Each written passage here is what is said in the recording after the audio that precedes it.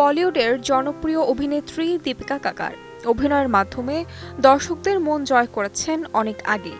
কিন্তু এবার তিনি ভক্তদের জন্য দিলেন এক দুঃসংবাদ। সম্প্রতি লিভার ক্যান্সারে আক্রান্ত হয়েছেন জনপ্রিয় এই টেলি অভিনেত্রী।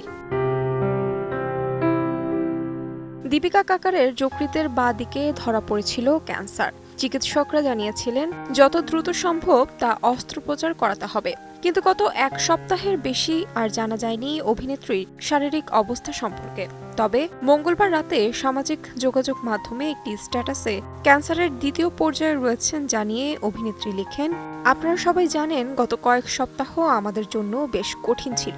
পেটের ওপরের অংশে ব্যথার জন্য হাসপাতালে যেতে হয়েছে বারবার, এবং তারপর জানতে পারি যকৃতে টিউমার হয়েছে, যা রূপ নিয়েছে ক্যান্সারে।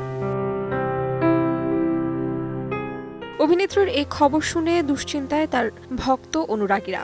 অনেকের কাছে এখনো অবিশ্বাস্য বলে মনে হয়েছে।